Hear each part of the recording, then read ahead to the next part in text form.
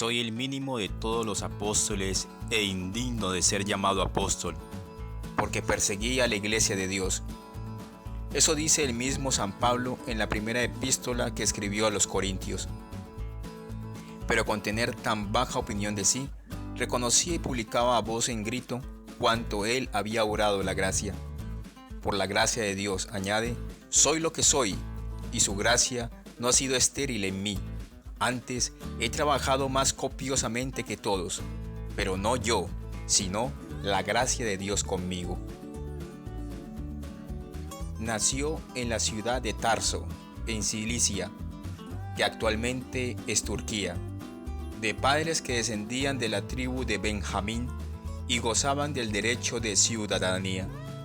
El título de ciudadano romano era hereditario, y así Pablo echará mano de él cuando le convenga. Hasta su conversión guardó fielmente las doctrinas y observancias farisaicas que le enseñaron sus padres, quienes le pusieron de Saulo. Siendo muy joven le enviaron a Jerusalén para que el famoso letrado Gamaliel le enseñase la ley y ceremonias de Moisés. Allí fue codiscípulo de Bernabé, de quien hablaremos más adelante. Su portentosa inteligencia se asimiló en breve a la ciencia de las Sagradas Escrituras, pero no llegó a descubrir en ellas el misterio del hombre de Dios, por valérselo como dentísima nube la mentalidad terrena y carnal de los judíos de aquellos tiempos y de los fariseos particularmente. Tenía el entendimiento y la voluntad totalmente cautivados por la doctrina farisaica, de suerte que vino a ser en pocos años acérrimo partidario y defensor de dicha secta. Yo, por mí, estaba persuadido de que había de proceder hostilmente en contra del nombre de Jesús Nazareno, como ya lo hice en Jerusalén, donde no solo metía a muchos de los santos o fieles en las cárceles, con poderes para ello recibí de los príncipes de los sacerdotes, sino, siendo condenados a muerte, yo di también mi consentimiento, y andando con frecuencia por las sinagogas, los obligaba a fuerza de castigos a blasfemar del nombre de Jesús. Enfurecido más cada día contra ellos, los iba persiguiendo hasta en las ciudades extranjeras. Yendo un día para Damasco con poderes y comisión de los príncipes de los sacerdotes, siendo el mediodía, vi, oh rey, en el camino una luz del cielo más resplandeciente que el sol, la cual con sus rayos me rodeó a mí y a cuantos iban conmigo. Habiendo todos nosotros caído en tierra, oí una voz que me decía en lengua hebrea, Saulo, Saulo, ¿por qué me persigues? Yo respondí, ¿quién eres tú, Señor? Y el Señor me dijo, yo soy Jesús a quien tú persigues. Pero levántate y ponte en pie, porque te ha parecido para sustituirte el ministro y testigo de las cosas que has visto y de otras que te mostraré apareciéndote a ti de nuevo. En la ciudad de Damasco, donde le había dicho Jesús que le diría lo que tenía que hacer, allí, después de 3 días de ayuno, fue bautizado por Ananías. Saulo mudó de vida total y repentinamente. Con todo mayor ardimiento predicó de allí en adelante el nombre de Jesús, cuanto con mayor saña y furor le había perseguido hasta entonces. Las gracias sobrenaturales que Pablo recibió del cielo es su conversión. Engrandecieron y perfeccionaron sus dones y excelencias naturales. El intrépido y valeroso apóstol puso su tanto empeño para hacer fructificar que todos los siglos han contemplado admirados la obra magna y prodigiosa de su apostolado. De las citas autobiográficas diseminadas por sus escritos, se deduce que ya bautizado, pasó 3 años en los desiertos de Arabia y volvió luego a Damasco, donde predicó la fe cristiana en tanto celo y tan excelente fruto que los judíos se enfurecieron contra él y quisieron quitarle la vida.